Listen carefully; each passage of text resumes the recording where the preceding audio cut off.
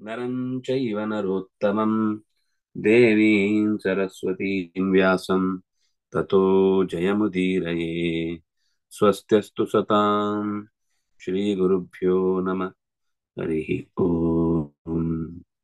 ದೇವಂ ನಾರಾಯಣಂ ನತ್ವಾ ಸರ್ವದೋಷ ವಿವರ್ಜಿತಂ ಪರಿಪೂರ್ಣಂ ಗುರುಂಶ್ಚಾನ್ ಗೀತಾರ್ಥಂ ವಕ್ಷ್ಯಾಮಿ ಲೇಷತಃ. ಸಮಸ್ತ ಗುಣ ಸಂಪೂರ್ಣಂ ಸರ್ವದೋಷ ವಿವರ್ಜಿತಂ ನಾರಾಯಣಂ ನಮಸ್ಕೃತ್ಯ ಗೀತಾ ತಾತ್ಪರ್ಯಮುಚ್ಯತೆ.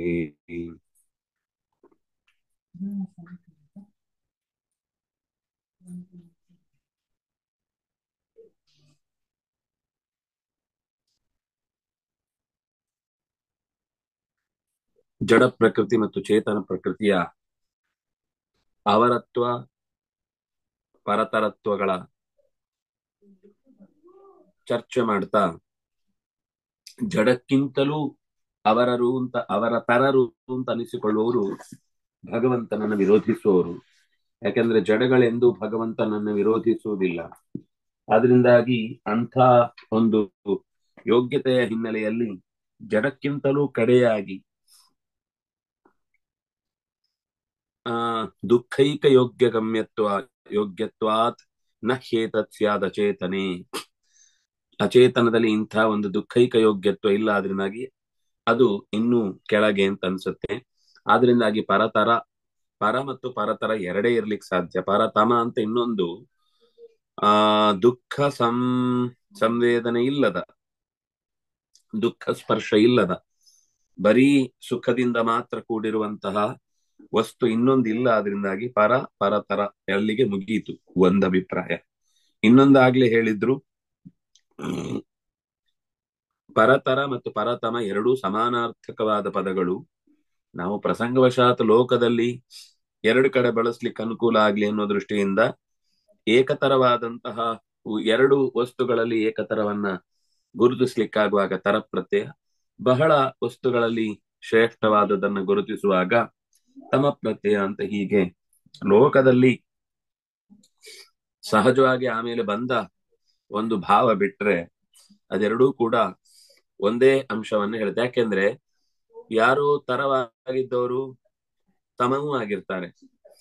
ತರ ತಮ ಎರಡೂ ಆಗಿರುವಂತದ್ದು. ಯಾಕೆಂದ್ರೆ ತರ ಯಾಕೆ ಹೇಳ್ಬೇಕಾಗತ್ತೆ ಅಂದ್ರೆ, ಇರುದೇ ಎರಡು, ಅದರಲ್ಲಿ ಒಂದು ಲಕ್ಷ್ಮಿ ನಿತ್ಯ ಮುಕ್ತರು ಅನ್ನುವ ಸ್ಥಿತಿಯಲ್ಲಿರುವುದು ಎರಡೇ, ಲಕ್ಷ್ಮಿ ಮತ್ತು ನಾರಾಯಣ.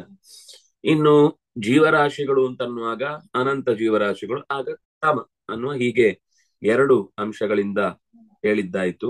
ಮುಕ್ತಸ್ತು ಸ್ಯಾತ್ ಪರಾಭಾಸ ಸುನಿತ್ಯ ಸುಖ ಭೋಜನಾತ್ ತತ್ರಾಪಿ ತಾರತಮ್ಯಂ ಸ್ಯಾತ್ ತೇಷು ಬ್ರಹ್ಮಾದಿಕೋ ಮತಃ. ಮುಕ್ತಸ್ತು ಪರವೆನಿಸಿದ ಭಗವಂತನ ಜ್ಞಾನಾನಂದಮಯವಾದ ಆಭಾಸವಾದ್ದರಿಂದ ಅವನು ನಿತ್ಯವೂ ಸುಖವನ್ನೇ ಉಣುವವನಾಗ್ತಾನೆ. ಅಂದ್ರೆ ಬಿಡುಗಡೆಯಾದ ಬಳಿಕ ಭಗವಂತನ ಅಂತೆಯೇ ಬರೀ ಸುಖ ಭೋಗಗಳ ಆನಂದಗಳ ರೂಪ ನೆನೆಸಿರ್ತಾನೆ. ಆದ್ರಿಂದಾಗಿ ಅದು ಮುಕ್ತಿಯ ಪರಿಸ್ಥಿತಿ ಬಂದ ಮೇಲೆ. ಯಾಕೆ ಅಂದ್ರೆ, ಯಾರು ಪರತರನಾದ ಪರಮಾತ್ಮನನ್ನು ಈ ರೀತಿಯಾಗಿ ತಿಳಿದು ಬದುಕುತ್ತಾನೋ ಅವನು ವಿಮುಚ್ಯತೆ, ಯೋ ವೇತ್ತಿ ಸ ವಿಮುಚ್ಯತೆ.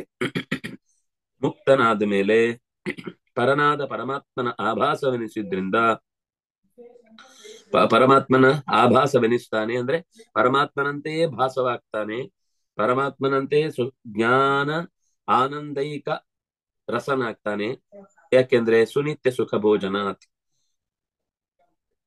ನಿತ್ಯವೂ ಸುಖದ ಭೋಜನ ಸುಖವಾಗಿ ಆಗತ್ತೆ. ಆದ್ರಿಂದಾಗಿ ಅಂದ್ರೆ ಅನಾಯಾಸವಾಗಿ ಸುಖದ ಭೋಜನ ಅನ್ನೋದು ನಿತ್ಯವೂ ನಡೆಯುತ್ತೆ. ಅದರಿಂದಾಗಿ ಅವನು ಕೂಡ ಪರಾಭಾಸನಾಗ್ತಾನೆ. ತತ್ರಾಪಿ, ಆದ್ರೆ ಒಂದು ಸಂಗತಿ, ಬಿಡುಗಡೆಯಾದ ಬಳಿಕ ಎಲ್ಲ ದೇವರಂತೆಯೇ ಸಮಾನವಾದ ಗುಣಧರ್ಮಗಳನ್ನು ಹೊಂದಿಬಿಟ್ಟ ಅಂದ್ರೆ ಅವನಷ್ಟೇ ಪರಾಕ್ರಮಶೀಲ, ಅವನಷ್ಟೇ ಯೋಗ್ಯ ಅನ್ನುವ ಮಾತು ಹೇಳಲಿಕ್ಕೆ ಬರುವುದಿಲ್ಲ. ತತ್ರಾಪಿ ತಾರತಮ್ಯಂ ಸ್ಯಾತ್. ಮತ್ತೆ ತಾರತಮ್ಯ ಅನ್ನುವ ಶಬ್ದ ಅವರ ಯೋಗ್ಯತಾನುಗುಣವಾದಂತಹ ಸುಖ ಭೋಗ, ಭಕ್ತಿ ಜ್ಞಾನಗಳ ಏರಿಳಿತ. ಇದು ಲೋಕದಲ್ಲಿಯೂ ಇದೆ, ಲೋಕದ ಆಚೆಗೂ ಇದೆ. ಯಾಕೆಂದ್ರೆ ಅದು ಬಂದದ್ದಾದ್ರೆ ಹೋಗುತ್ತೆ, ಇದ್ದದ್ದಾದ್ರಿಂದ ಉಳಿಯತ್ತೆ. ತತ್ರಾಪಿ ತಾರತಮ್ಯಂ ಸ್ಯಾತ್ ತೇಷು ಬ್ರಹ್ಮ ಅಧಿಕೋ ಮತಃ. ಅವರಲ್ಲಿ ಅತ್ಯಂತ ಹೆಚ್ಚಿನ ಸುಖ ಉಣುವ ಜೀವ ಅಂದ್ರೆ ಅದು ಬ್ರಹ್ಮ. ಯಾಕೆಂದ್ರೆ ಇಲ್ಲಿ ಕೆಲಸವೂ ಜಾಸ್ತಿ, ಇಲ್ಲಿ ಜವಾಬ್ದಾರಿಗಳು ದೊಡ್ಡದು, ಮತ್ತೆ ಅಷ್ಟೇ ನಿಷ್ಠೆ, ಅಂಥದ್ದೇ ಜ್ಞಾನ, ಅಷ್ಟೇ ಭಕ್ತಿ, ಇದೆಲ್ಲ ಜೀವರಾಶಿಗಳಲ್ಲಿ ಇರುವವುಗಳಿಗಿಂತ ಹೆಚ್ಚಿನದ್ದಾದ್ರಿಂದ ಸುಖದ ಪಾಲು ಕೂಡ ಅವರ ಸಾಧನೆಗೆ ಅನುಗುಣವಾಗಿ, ಅವರಲ್ಲಿರುವ ಯೋಗ್ಯತೆಗೆ ಅನುಗುಣವಾಗಿ, ಅವರ ಸಾಧನೆಯ ಮಟ್ಟವನ್ನ ಆಧರಿಸಿ ಈ ಅಧಿಕ ಸುಖ ಅನ್ನೋದು ಕೂಡ ನಿಶ್ಚಿತವಾಗಿ ಅವರನ್ನ ಸೇರಿಕೊಳ್ಳುತ್ತೆ. ವಿಷ್ಣೋರಾಧಿಕ್ಯ ಸಂವಿತ್ತಿ ಸರ್ವಸ್ಮಾತ್ ಜ್ಞಾನ ಮುಚ್ಯತೆ. ಜ್ಞಾನ ಅಂದ್ರೆ ಏನು? ಎಲ್ಲದಕ್ಕಿಂತ ಹರಿಮಿಗಿಲು.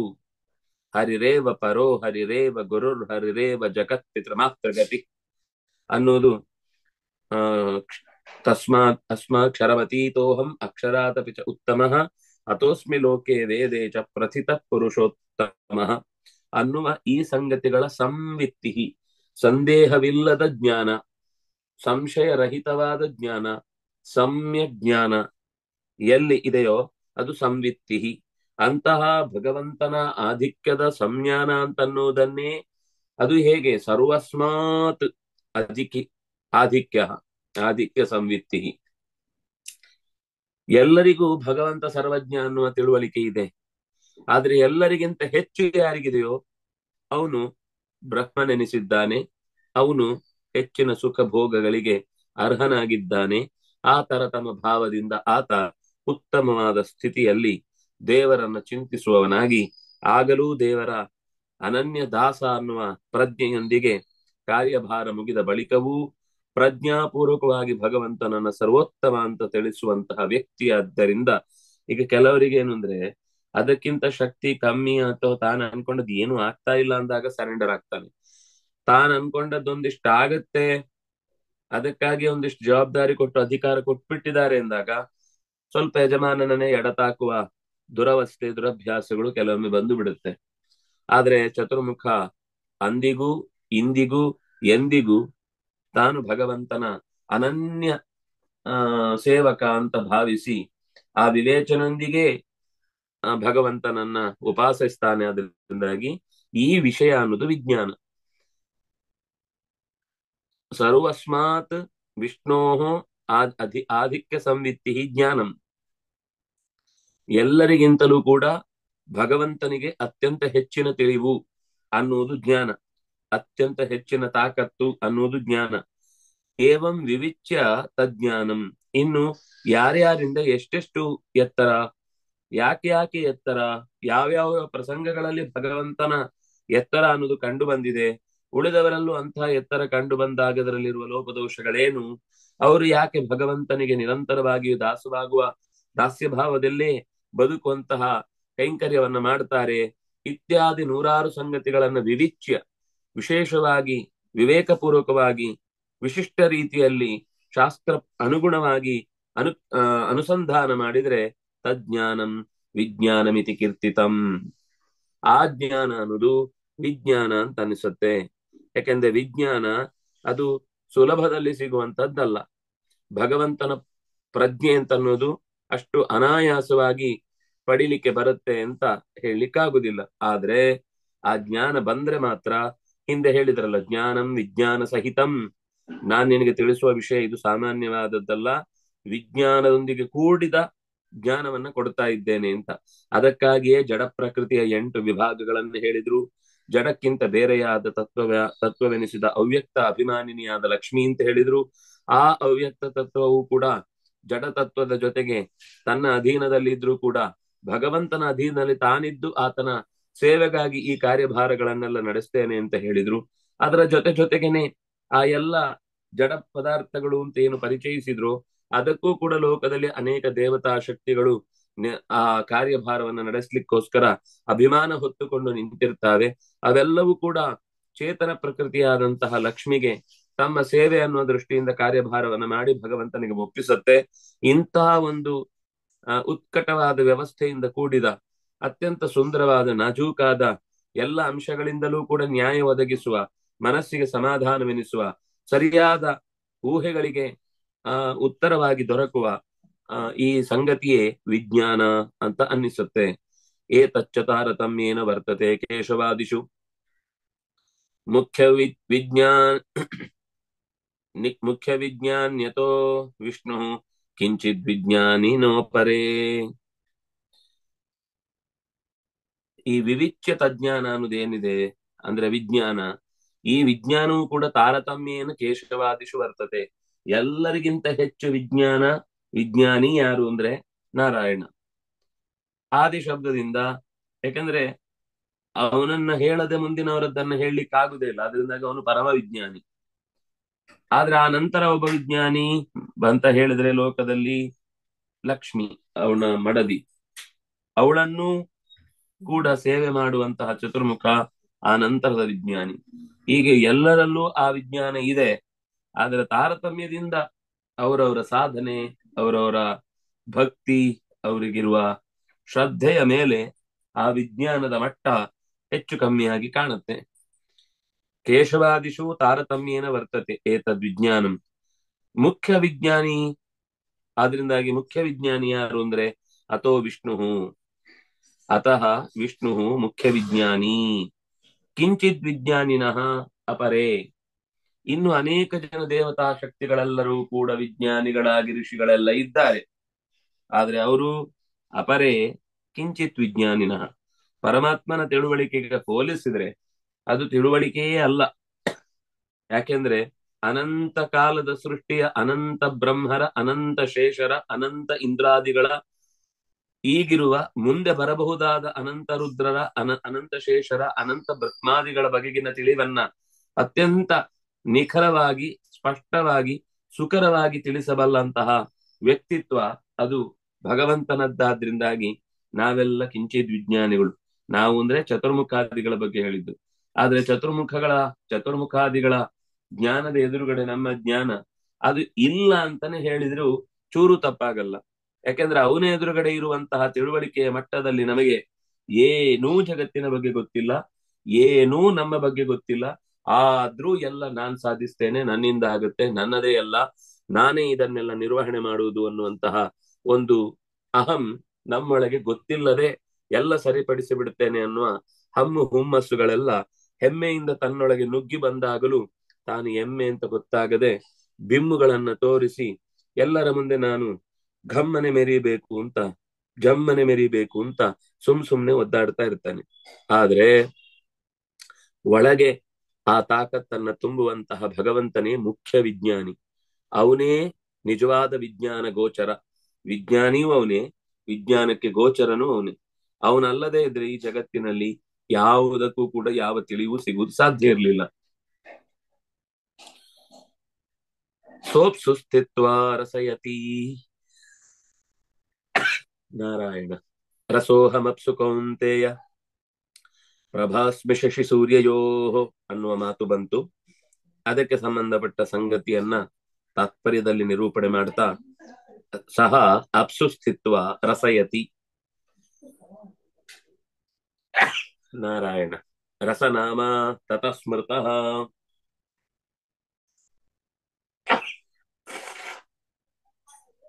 ಅವನನ್ನ ರಸ ಅಂತ ಕರೀತಾರೆ. ಯಾಕೆಂದ್ರೆ ಅಪ್ಸುಸ್ಥಿತ್ವ ರಸಯತಿ, ನೀರಿನಲ್ಲಿ ನಿಂತು ನಮ್ಮ ನಾಲಿಗೆಗೆ ನೀರಿನ ರುಚಿಯ ಬಗೆಯನ್ನ ಮೊಗೆದು ತೋರ್ತಾನೆ. ಅದರಿಂದಾಗಿ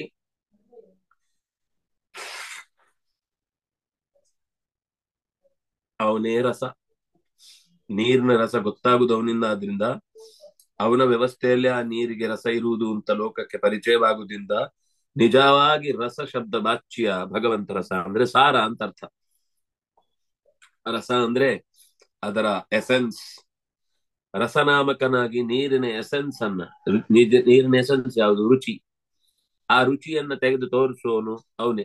ಆದ್ರಿಂದಾಗಿ ದೇವರಿಗೆ ರಸೋ ವೈಸಹ. ತುಂಬಾ ಬಹಳ ಉತ್ತಮವಾದ ಉಪಾಸನೆಯ ಮುಖಗಳನ್ನ ಹೇಳುವಾಗ ಉಪನಿಷತ್ತಿನಲ್ಲಿ ಬಂದ ಒಂದು ಅಪರೂಪದ ನಾಮ ರಸ. ಅವನಿಗೆ ರಸ ಅಂತ ಕರೀತಾರೆ. ರಾತಿ ಎಲ್ಲವನ್ನು ಮೊದಲು ತರ್ತಾನೆ, ಕೊಡ್ತಾನೆ, ಕೊನೆಗೆ ಎಲ್ಲವನ್ನು ಮುಗಿಸ್ತಾನೆ. ಯಾಕಂದ್ರೆ ಅವನಿಗೆ ಗೊತ್ತಿರುದು ಎಷ್ಟು ತರಬೇಕಿತ್ತು ಅಂತ, ಅವನಿಗೆ ಗೊತ್ತಿರುದು ಯಾವಾಗ ಮುಗಿಸ್ಬೇಕಿದೆ ಅಂತ. ಅದರಿಂದಾಗಿ ರಸ ಅನ್ನುವ ಶಬ್ದ ಅವನನ್ನೇ ಪರಿಚಯಿಸುತ್ತೆ. ಆದ್ರಿಂದಾಗಿ ಕೊಡ್ತಾನೆ, ಕೊನೆಗೆ ಕೊಂಡೊಯ್ತಾನೆ. ಸೂರ್ಯಚಂದ್ರಾದಿಷು ಸ್ಥಿತ್ವಾ ಪ್ರಭಾನಾಮ ಪ್ರಭಾಸನಾತ್ ವೇದಸ್ಥ ಪ್ರಣವಾಖ್ಯೋಸೌ ಆತ್ಮಾನಂ ಯತ್ ಪ್ರಣೌಕ್ತಿತಃ ಖೇ ಸ್ಥಿತಃ ಶಬ್ದನಾಮಾಸೌ ಯತ್ ಶಬ್ದಯತಿ ಕೇಶವಃ.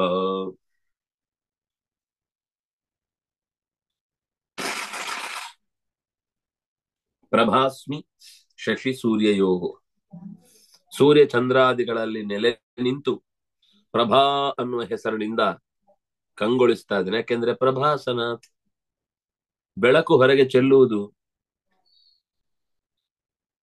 ಅದರೊಳಗೆ ನಾನೇ ಆದ್ರಿಂದ ಪ್ರಭಾನಾಮಕನಾಗಿ ಪ್ರಭಾಸನಾಥ್, ಸೂರ್ಯಚಂದ್ರರು ತಮಗೆ ತಾವು ಲೋಕದಲ್ಲಿ ಬೆಳಕಿನ ಮುದ್ದೆ ಅಂತ ಅನಿಸಿಕೊಂಡು ಆ ಮೂಲಕ ಲೋಕದಲ್ಲಿ ಬೆಳಕನ್ನು ಚೆಲ್ಲುವ ಕೆಲಸ ಮಾಡುವವರು ಅವರೇ, ಅಂದ್ರೆ ತಾವಿದ್ದೇವೆ ಅಂತ ತಿಳಿಸುವವರು ಅವರೇ. ಆನಂತರ ಲೋಕದಲ್ಲಿರುವ ಎಲ್ಲ ವಸ್ತುಗಳನ್ನು ತಿಳಿಸುವವರು ಅವರೇ. ಆದ್ರಿಂದಾಗಿ ಪ್ರಭಾಸನ ಪ್ರಭಾನಾಮ. ವೇದಸ್ಥ ಪ್ರಣವಾಖ್ಯೋ, ವೇದದಲ್ಲಿರುವ ಪ್ರಣವ ಅನ್ನುವ ಹೆಸರು ಅಸೌ, ದೇವರಿಗೆ ಅಪರೂಪದ ಹೆಸರು ಪ್ರಣವ ಅನ್ನುವುದು ಕೂಡ. ಯಾವ ಹೆಸರಾದ್ರೂ ದೇವರ ವಿಷಯದಲ್ಲಿ ಅದರಲ್ಲಿ ಏನು ಸ್ವಾರಸ್ಯಕರವಾದದ್ದಿಲ್ಲ ಅಂತ ಹೇಳಲಿಕ್ಕೆ ಬರುವುದೇ ಇಲ್ಲ. ಹೇಳ್ತಾ ಇದ್ದೇವೆ ಅಂದ್ರೆ ನಾವು ಏನನ್ನೂ ಸರಿಯಾಗಿ ತಿಳಿದಿಲ್ಲ ಅಂತ ಅರ್ಥ, ನಮಗೆ ಯಾವುದರ ಬಗ್ಗೆನೂ ಸರಿಯಾಗಿ ಗೊತ್ತಿಲ್ಲ ಅಂತ ಅರ್ಥ. ನಿಜವಾಗಿ ಒಬ್ಬ ತಿಳುವಳಿಕೆ ಇರುವವನಾದ್ರೆ ಅವನಿಗೆ ಅಂತಹ ಸಂಗತಿಗಳು ಕಂಡ ತಕ್ಷಣವೇ ಓ, ಇದು ಭಗವಂತನ ಈ ಗುಣವನ್ನ ಹೇಳುತ್ತೆ, ಇದು ಭಗವಂತನ ಇಂಥ ವಿಶೇಷವನ್ನ ಪರಿಚಯಿಸುತ್ತೆ ಅಂತ ಅವನಿಗೆ ಅತ್ಯಂತ ಸುಲಭವಾಗಿ ಸರಳವಾಗಿ ಆ ವಿಷಯದಲ್ಲಿ ಅನೇಕ ಎಚ್ಚರಗಳು ಬರ್ತವೆ. ಆದ್ರಿಂದ ಜಡಾಯ ಅಂದ್ರೆ ಹೌದು, ಹಿಂದೆ ಹೇಳಿದ ಭಗವಂತನ ಪ್ರತಿ ವಸ್ತುವಿಗೆ ಸಂಬಂಧಪಟ್ಟ ಹೆಸರನ್ನು ಹೇಳುವಾಗ ಅದರಲ್ಲಿ ಒಂದು ವಿಶೇಷವಾದ ಕಾರ್ಯಭಾರವನ್ನ ಆ ಗುಣಕ್ಕೆ ಅಂದ್ರೆ ಒಂದು ಶಬ್ದಶಾಸ್ತ್ರದ ದೃಷ್ಟಿಯಿಂದ ನೋಡಿದ್ರೂ ಭಗವಂತನ ಪರಿಪೂರ್ಣತೆಯನ್ನು ಹೇಳುತ್ತೆ. ಗುಣವನ್ನ ಆಧಾರವಾಗಿಟ್ಟುಕೊಂಡು ಶಬ್ದದ ಕಡೆಗೆ ಬರುವಾಗ್ಲೂ ಅವನನ್ನ ಮೀರಿ ಇನ್ಯಾರಿಗೂ ಕೂಡ ಆ ರೀತಿಯಾದ ವ್ಯಕ್ತಿತ್ವ ಕಾಣಿಸುವುದಿಲ್ಲವಾದ್ರಿಂದ ಅವನೇ ಸರ್ವ ನಾಮ ಸರ್ವ ಪದ ವಾಚ್ಯನಾಗಿದ್ದಾನೆ ಅನ್ನೋದು ಗೊತ್ತಾಗುತ್ತೆ. ಯಾಕೆ? ಯತ್ ಪ್ರಣೌತ್ಯತಃ ಆತ್ಮಾನಂ ಯತ್ ಪ್ರಣೌತಿ, ಪರಮಾತ್ಮನನ್ನೇ ಎಲ್ಲದಕ್ಕಿಂತ ಹೆಚ್ಚಾಗಿ ಚಂದವಾಗಿ ಪ್ರಸ್ತುತಪಡಿಸುತ್ತೆ. ಆದ್ದರಿಂದ ಅವನನ್ನ ಪ್ರಸ್ತುತಪಡಿಸುವ ಹಾಗೆ ಈ ನಾಮ ಬೇರೆ ಯಾರೇ ಎಷ್ಟೇ ದೊಡ್ಡ ಪ್ರಮಾಣದಲ್ಲಿ ತಮಗೆ ಓಂ ಅಥವಾ ಓಂಕಾರ ಅಂತೆಲ್ಲ ಹೆಸರಿಟ್ಕೊಂಡ್ರೆ ಅವ್ರು ಓಮು ಆಗಲ್ಲ, ಓಂಕಾರನೂ ಆಗಲ್ಲ, ಖಾರ ಆಗ್ಬೋದು ಅಷ್ಟೇ ಸ್ವಲ್ಪ. ಆದ್ರೆ ಓಂ ಅನ್ನುವ ಶಬ್ದ ಅದು ಅಪರೂಪದಲ್ಲಿ ಅಪರೂಪದಲ್ಲಿ ಅಪರೂಪ. ಬಹುಶಃ ಹಿಂದೆ ಬೇರೆ ಶಬ್ದಗಳನ್ನೆಲ್ಲ ಹೇಳಿದ್ರೆ ಅದರಲ್ಲಿ ನೇರವಾಗಿ 1 ಅಥವಾ 10 ಅಥವಾ 100 ಗುಣ ಗೊತ್ತಾಗುತ್ತೆ. ಓಂ ಅನ್ನೋದು ಲಕ್ಷಾಂತರ ಗುಣಗಳನ್ನು ಹೇಳುವಂತ ಒಂದು ಅಪರೂಪದ ನಾಮ. ಅಂದ್ರೆ ಶಬ್ದದಲ್ಲಿ ಇರುವ ಸಾಮರ್ಥ್ಯದಿಂದಾಗಿ, ಆದ್ರಿಂದಾಗಿ ಶ್ರೇಷ್ಠ ಹೇಳಿದ್ದು ಎಲ್ಲಾ ನಾಮಗಳು ಭಗವಂತನ ಪರಿಪೂರ್ಣತೆಯನ್ನೇ ಹೇಳುತ್ತೆ. ಆದ್ರಿಂದ ಅದರ ಪ್ರಧಾನ ಅರ್ಥದಲ್ಲಿ ಮುಖ್ಯ ಅರ್ಥದಲ್ಲಿ ಏನು ಸಮಸ್ಯೆ ಇಲ್ಲ, ಉಳಿದಂತೆ ಬೇರೆ ಅರ್ಥಗಳು ಬೇರೆ ಕಡೆ ತುಂಬಿಕೊಳ್ಳುತ್ತೆ. ಆದ್ರೆ ಹೆಚ್ಚು ಅರ್ಥಗಳು ಭಗವಂತನಿಗೆ ಹೊರತುಪಡಿಸಿ ಬೇರೆಯವರಿಗೆ ಅದನ್ನ ಹೇಳಲಿಕ್ಕೆ ಬರುವುದಿಲ್ಲ ಅನ್ನುವ ಮಟ್ಟಿಗೆ ಈ ಓಂಕಾರ ಅನ್ನೋದಷ್ಟು ಅವನನ್ನ ಸ್ತುತಿ ಮಾಡುತ್ತೆ. ಆದ್ರಿಂದಾಗಿ ಅವನನ್ನ ಪ್ರಣವ ಸರ್ವವೇದೇಶು ಶಬ್ದ ಖೇ ಪೌರುಷಂ ಋಷು ಅಂತ ಹೇಳಿತು. ಶಬ್ದ ಖೇ ಖೇ ಸ್ಥಿತ ಶಬ್ದನಾಮಾಸೌ ಆಗಸದಲ್ಲಿ ನೆಲೆ ನಿಂತು ತಾನೇ ಸದ್ದಾಗಿ ಕಂಗೊಳಿಸಿ ಜಿದ್ದಾಗಿ ಬಿದ್ದಿರುವ ಮದ್ದಿಲ್ಲದ ಔದಾಸೀನ್ಯದಂತಹ ದೋಷಗಳಿಗೂ ಚೆನ್ನಾಗಿ ಗುದ್ದಿ ಸರಿಯಾದ ಸಿದ್ಧಿಯನ್ನು ಕೊಡುವಂತದ್ದಾದ್ರಿಂದ ಈ ಶಬ್ದ ಅನ್ನುವುದು ಅಸಾಧಾರಣವಾದ ಗುಣ. ಎಂಥ ಉದಾಸೀನನಿಗೂ ಒಂಥರ ಇಲ್ಲ ಹೀಗಾಗಬಾರ್ದು ಅಂತ ಮಾನಸಿಕವಾಗಿ ಒಂದು ಮೆಂಟರ್ ಆಗಿ ಕೆಲಸ ಮಾಡುತ್ತೆ. ಅದು ಆಗಸದಲ್ಲಿರುವ ಭಗವಂತನದ್ದೇ ಅಪರೂಪದ ಗುಣ. ಶಬ್ದನಾಮಾಸೌ ಶಬ್ದಕ್ಕೆ ಯಚ್ಛಬ್ದಯತಿ ಕೇಶವಃ ಕೇಶವಃ ಶಬ್ದಯತಿ ಇಡೀ ಜಗತ್ತಿನಲ್ಲಿ ಎಲ್ಲ ಶಬ್ದಗಳು ಮೂಡುವಂತೆ ಮಾಡುವವನು ಅವನೇ. ಅದು ಕೋಡ್ ವರ್ಡ್ ಏನು ಅಂತ ಯಾರಿಗೂ ತಿಳಿಲಿಕ್ಕೆ ಸಾಧ್ಯ ಇಲ್ಲ ಸೃಷ್ಟಿಯ ಆರಂಭದಲ್ಲಿ. ಅದಕ್ಕಾಗಿ ಭಗವಂತನೇ ಒಂದು ಬಾರಿ ಅದನ್ನ ಉಚ್ಚಾರಣೆ ಮಾಡಿ ಆಗಸದಲ್ಲಿ ರೆಕಾರ್ಡ್ ಮಾಡಿ ಇಡ್ತಾನೆ. ಭಗವಂತನ ಮಾತಿನಲ್ಲಿ ಆದ ರೆಕಾರ್ಡ್ ಆದ್ರಿಂದ ಅದು ಒಳ್ಳೆಯ ಫ್ರೀಕ್ವೆನ್ಸಿಯಲ್ಲಿ ಇರುತ್ತೆ. ಆ ಕಾರಣಕ್ಕಾಗಿ ಋಷಿಗಳು ಮತ್ತೆ ತಪಗೈದು ಸತ್ಯವನ್ನ ಹಂಬಲಿಸುವಾಗ ಯಾವ ಮಂತ್ರದ ದೇವತಾ ಸ್ವರೂಪದಲ್ಲಿ, ಅಂದ್ರೆ ಅದು ಸ್ಥಳದ ವಿಶೇಷ ಇರಬಹುದು, ಗುಣದ ವಿಶೇಷ ಇರಬಹುದು, ಅಲ್ಲಿ ಸರಿಯಾಗಿ ಆ ಮಂತ್ರಗಳು ಅಭಿವ್ಯಕ್ತಿಗೊಳ್ತಾ ಹೋಗುತ್ತೆ. ಹಾಗೆ ಅಭಿವ್ಯಕ್ತಿಗೊಂಡಂತಹ ಭಗವಂತನೇ ಅಲ್ಲಿ ಮೊದಲು ಶಬ್ದದಿಂದಲೂ ನಾದವನ್ನು ತುಂಬಿದ್ದು. ಆದ್ರಿಂದಾಗಿ ಅಂದ್ರೆ ಕಾಣುವುದಕ್ಕೆ ನಮಗೆ ಅದಿದೆ ಅಂತ ಗೊತ್ತಿದೆ, ಶಬ್ದ ಗುಣಕಂ ಆಕಾಶಂ ಅಂತ ಹೇಳ್ತಾರೆ. ಆದ್ರೆ ಆ ಶಬ್ದದಿಂದ ಅಳಿಯಬೇಕಾದ ಸಂಗತಿಯನ್ನ ತಿಳಿಯಬೇಕಾದ ಹೊತ್ತಿಗೆ ತಿಳ್ಕೊಳ್ಳುವುದು ಕಷ್ಟ ಆಗುತ್ತೆ. ಆದ್ದರಿಂದ ಕೇಶವ ಏವ ಅಸೌ ಶಬ್ದಯತಿ, ಯಾರು ಒಳಗಿನಿಂದ ಆಗಸದಲ್ಲಿ, ಆಗಸ ಹೇಗಿದೆ ಅಂತ ನಮಗೆ ಇವತ್ತು ಅದರ ಕಂಟೆಂಟು ಹೇಗೆ ಕಾಲದ ಬಗ್ಗೆ ಏನು ಹೇಳಿಕ್ಕಾಗುದಿಲ್ಲ, ಹಾಗೆ ದೇಶದ ಬಗ್ಗೆಯೂ ಕೂಡ ವಸ್ತುವಿನಿಂದಾಗಿ ಅಸ್ತಿತ್ವವನ್ನ ಪರಿಗಣಿಸ್ತಾ ಇದ್ದೇವೆ ಬಿಟ್ರೆ ಅದರ ನಿಜವಾದ ಸ್ಥಿತಿಗತಿ ಏನು ಅನ್ನೋದನ್ನ ತಿಳ್ಕೊಳ್ಳಿಕ್ಕೆ ಅಷ್ಟು ಸುಲಭದಲ್ಲಿ ಸಾಧ್ಯ ಇಲ್ಲ. ಆದ್ರೆ ಭಗವಂತ ತಿಳಿದು ಅದಕ್ಕೆ ಸರಿಯಾಗಿ ಅದರ ಕಾರ್ಯಭಾರವೆನಿಸಿದ ಶಬ್ದವನ್ನ ಲೋಕದಲ್ಲಿ ತುಂಬಿಟ್ಟಿದ್ದಾನೆ. ಅಂತಹ ಭಗವಂತನನ್ನ ಶಬ್ದಯತಿ, ಭಗವಂತನ ಪರಿಚಯವನ್ನು ಇದು ಮಾಡಿಕೊಡುತ್ತೆ.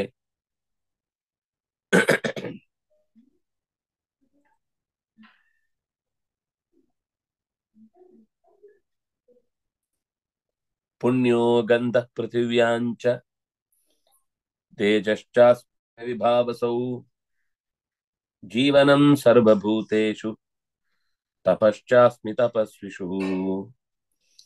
ಮತ್ತೆ ಅಲ್ಲೇ ತಾತ್ಪರ್ಯದಲ್ಲೇ ಇದೆ, ಮುಂದೆ ಅದಕ್ಕೆ ಸಂಬಂಧಪಟ್ಟ ವಿವರ ಅದನ್ನೇ ಹೇಳ್ತಾ ಇದ್ದೇನೆ.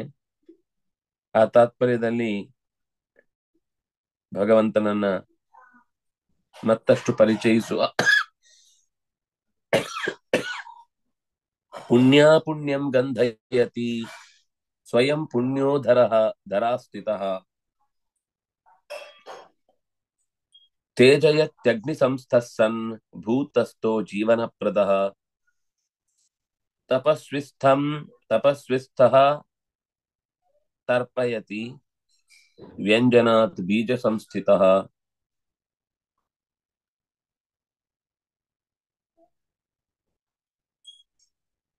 ಬೋಧನಾತ್ ಬುದ್ಧಿನಾಮಾಸೌ ಬುದ್ಧಿಮತ್ಸು ವ್ಯವಸ್ಥಿತಃ. ಕೆಳಗೆ ನೀನ್ ಆಗ ಎಲ್ಲಿತ್ತು ಅಲ್ಲೇ ಇದೆ, ಅದೇ ಕೊನೆಯದ್ದು. ಪುಣ್ಯ ಪುಣ್ಯಂ ಗಂಧಯತಿ, ಪುಣ್ಯ ಮತ್ತು ಪಾಪ ಇದೆರಡನ್ನು ಕೂಡ ಅಂಟಿಸುತ್ತದೆ. ಗಂಧಯತಿ ಪರಿಮಳವನ್ನ ಬೀರುತ್ತೆ. ಸ್ವಯಂ ಪುಣ್ಯ, ಆದ್ರೆ ಅವನು ಸ್ವತಃ ಪವಿತ್ರೀಕೃತ, ಅವನು ಪವಿತ್ರ ಅಲ್ಲದೆ ಪೂರಯಿತ ಪುಣ್ಯ, ಅವನು ಪೂರ್ಣ ಆದ್ರಿಂದ ಪೂರಯಿತ. ಅವನು ಯಾಕೆ ಪೂರಯಿತ ಅಂದ್ರೆ ಅವನು ಪುಣ್ಯ, ಅವನು ಪುಣ್ಯನಾಮನಾದ್ರಿಂದ ಪುಣ್ಯ ಅಂತಂದ್ರೆ ಏನು? ಪುನಾತಿ, ಪವಿತ್ರೀಕರಿಸುತ್ತೆ, ಅದನ್ನಕ್ಕೆ ಇದು ಪುಣ್ಯ ಅಂತ. ಯಾವುದು ಪವಿತ್ರವಾಗಿದೆಯೋ ಅದು ಮಾತ್ರ ಇನ್ನೊಬ್ಬರಿಗೆ ಏನಾದ್ರೂ ಪೂರೈಸ್ಲಿಕ್ಕಾಗತ್ತೆ, ಅಥವಾ ಪೂರೈಸಿದ್ರೆ ಅದು ಪೂರೈಕೆಗೆ ಯೋಗ್ಯವಾದ ವಸ್ತುವಾಗಿರುತ್ತೆ. ಯಾಕಂದ್ರೆ ಜೀವದಲ್ಲಿ ಪೂರೈಸುವ ವಸ್ತು ಅದು ಸಾಮಾನ್ಯವಾದದ್ದಾದ್ರೆ ಅದರ ನೆಕ್ಸ್ಟ್ ಜನರೇಷನ್ಗೆ ಹೋಗುವಾಗ ಏನಾಗುತ್ತೆ ಅಂತ ಗೊತ್ತಿಲ್ಲ. ಹಾಗಾಗಿ ಅದರ ಮೂಲ ಸಂಗತಿಯನ್ನು ಚೆನ್ನಾಗಿ ತಿಳಿದೇ ಕಾರ್ಯಭಾರವನ್ನು ನಡೆಸಬೇಕಾದದ್ದು. ಹಾಗಾಗಿ ಪುಣ್ಯವನ್ನ ಸ್ವಯಂ ಪುಣ್ಯನಾಗಿ ಭೂಮಿಯಲ್ಲಿ ಇಳಿದು ಬಂದು ತೇಜ ತೇಜಯತ್ಯಗ್ನಿ ಸಂಸ್ಥ ಸನ್, ಅಗ್ನಿಯಲ್ಲಿ ನಿಂತು ತೇಜಸ್ಸಾಗಿದ್ದಾನೆ. ಜೀವನ ಪ್ರದಹ, ನೀರಲ್ಲಿದ್ದು ಜೀವನವನ್ನು ನೀಡುತ್ತಾನೆ. ತಪಸ್ವಿಸ್ಥ ಸ್ಥಪಯತಿ, ತಪಸ್ವಿಸ್ಥ ತಪಸ್ವಿಗಳಲ್ಲಿ ನೆಲೆಸಿದ ಭಗವಂತ ತಪಯತಿ ವ್ಯಂಜನಾತ್, ಚೆನ್ನಾಗಿ ಆ ಗುಣಧರ್ಮ ವ್ಯಕ್ತವಾಗುವುದಕ್ಕೆ ಬೇಕಿರುವ ಹಾಗೆ ತಯಾರು ಮಾಡುತ್ತೆ. ಬೀಜ ಸಂಸ್ಥಿತ ಬೋಧನಾತ್ ಬುದ್ಧಿನಾಮಾಸು, ಚೆನ್ನಾಗಿ ತಿಳಿ ಹೇಳುವುದರಿಂದ ಅವನನ್ನ ಬುದ್ಧಿಮತಾಮಸ್ಮಿ ಅಂತ ಮುಂದಿನ ಪದದಲ್ಲಿ ಹೇಳಿದ್ರು. ಬುದ್ಧಿಮತ್ಸು ವ್ಯವಸ್ಥಿತ, ಹೊಳೆಯುವಂತೆ ಮಾಡ್ಬೇಕಲ್ಲ. ಮತ್ತ ಪರತರಂ ನಾಣ್ಯ ಮತ್ತ ಸ್ಮೃತಿ ಜ್ಞಾನ ಅಪೋಹನಂಚ, ನಾನೇ ಹೊಳಸಿದ್ರೆ ಪದಗಳು ಹೊರಗೆ ಬರ್ತವೆ, ನಾನೇ ಮರೆಸಿದ್ರೆ ಹೊಟ್ಟೆಲ್ಲುಂಟು ಬಾಯಲ್ಲಿರಲ್ಲ, ಗಂಟ್ಲಲ್ಲುಂಟು ಹೊರಗ್ ಕಾಣಲ್ಲ, ಬಾಯಲ್ಲಿ ಹೇಳಲಿಕ್ಕೆ ಬರ್ತಾ ಇದೆ ಆದ್ರೆ ಅದು ಯಾಕೋ ನಾಲಿಗೆ ಆ ಶಬ್ದವನ್ನು ಉಚ್ಚರಿಸ್ಲಿಕ್ಕೆ ಕಷ್ಟಪಡ್ತಾ ಇದೆ ಅಂತ ಎಷ್ಟೋ ಸರ್ತಿ ಏನೇನೋ ಶಬ್ದಗಳನ್ನ ಮಕ್ಕಳು ಹೇಳುವುದಿಲ್ಲ ಅಂತ ಅದಕ್ಕೆ ನೂರಾರು ತರದ ಸಮಸ್ಯೆಗಳಿವೆಯೋ ಏನೋ ಅಂತ ಒದ್ದಾಡ್ತಾರೆ. ಆದ್ರೆ ತಪಸ್ವಿ ಸ್ಥನಾಗಿ ಭಗವಂತನೇ ಇರುವುದು. ವ್ಯಂಜನಾತ್ ಬೀಜ ಸಂಸ್ಥಿತಾ, ವ್ಯಂಜನ ಅಂದ್ರೆ ಅಭಿವ್ಯಕ್ತಿ, ಅಭಿವ್ಯಕ್ತಿಗೆ ಕಾಯ್ತಾ ಇರುವಂತಹ ಒಂದು ಜೀವ ಯಾವುದು ಅಂದ್ರೆ ಯಾವುದೋ ಬೀಜ. ಆ ಬೀಜಕ್ಕೆ ಸಂಸ್ಕಾರ ಮಾಡಿ ಒಳ್ಳೆ ರೀತಿಯಿಂದ ಅದಕ್ಕೆ ರಕ್ಷಣೆ ಮಾಡಿ ಚೆನ್ನಾಗಿ ಅದನ್ನ ಕಾಪಿಟ್ಟುಕೊಂಡ್ರೆ ಅದು ಅವನ ಬದುಕಿನ ಎಲ್ಲ ಸಂದೇಹಗಳನ್ನು ಸಂಶಯಗಳನ್ನು ಪರಿಹರಿಸ್ತಾ ಹೋಗುತ್ತೆ.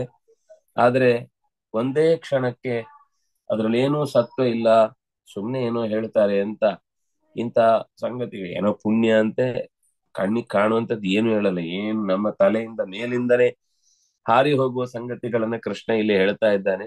ಇದನ್ನ ಕೇಳಲಿಕ್ಕೂ ಸಾಧ್ಯ ಇಲ್ಲ. ಹೇಳ್ತೇನೆ ಅಂತ ಹೊರಟವರ ಮಾತು ಕೂಡ ಅತ್ಯಂತ ದುರ್ಬಲವಾದ್ದರಿಂದ ಆ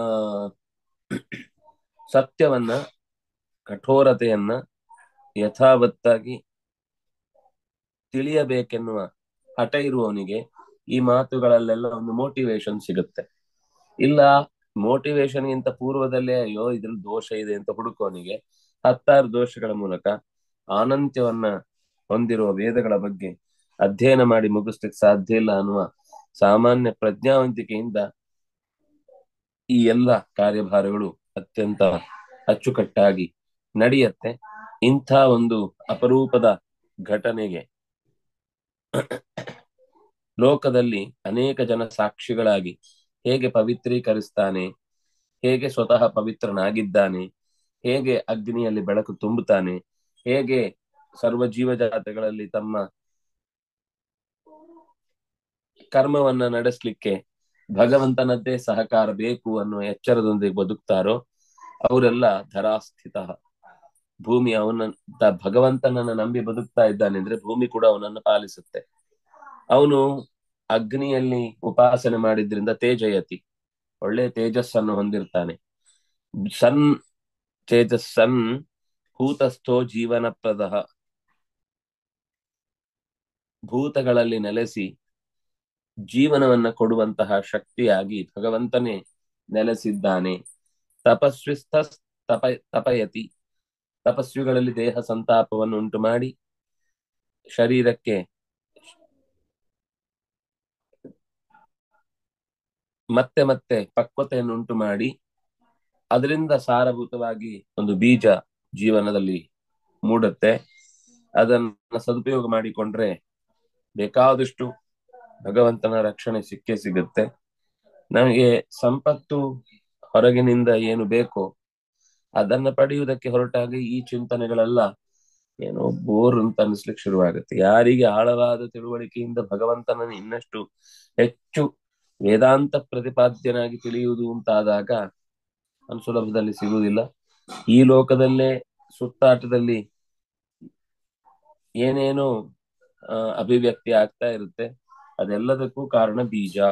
ಬೀಜ ಅನ್ನೋ ಶಬ್ದವೇ ವ್ಯಂಜಕತ್ವಾತ್, ಅದು ವ್ಯಂಜನ ಶಕ್ತಿ ಆದ್ರಿಂದಾಗಿ ಬೀಜ ಅನ್ನೋ ಶಬ್ದದಲ್ಲೇ ಆ ವ್ಯಂಜನ ಧಾತುವಿನ ಮೂಲ ರೂಪ ಇದೆ. ಅವನ ವ್ಯವಸ್ಥೆಯಲ್ಲಿ ಬೋಧನಾತ್, ಅವನು ಸ್ವತಃ ಬುದ್ಧಿಮತಾಂ ಅಸ್ಮಿ, ಬುದ್ಧಿಮತಾಂ ಬುದ್ಧಿ, ಬುದ್ಧಿವಂತರಲ್ಲಿ ಬುದ್ಧಿಯಾಗಿಯೇ ಇದ್ದಾನೆ. ಅವನು ಉಳಿದವರಲ್ಲಿ ಇಲ್ವಾ ಅಂದ್ರೆ ಇದ್ದಾನೆ. ಎಲ್ಲಾ ಪೇಷಂಟ್ಗಳಲ್ಲೂ ತಕ್ಕುದಾದ ಬುದ್ಧಿ ಇರುತ್ತೆ. ಆದ್ರೆ ಬುದ್ಧಿಮಂತರಲ್ಲಿ ಬುದ್ಧಿಮಂತ ಅಂತ ವ್ಯವಸ್ಥೆಯನ್ನ ಹೇಳುವುದು ಬಂದಾಗ ಭಗವಂತನೇ ಅಲ್ಲೂ ಕೂಡ ಒಬ್ಬನಲ್ಲಿ ಹೆಚ್ಚಿನ ಶಕ್ತಿಯನ್ನ ಆದೇಶ ಮಾಡಿ ಆ ಮೂಲಕ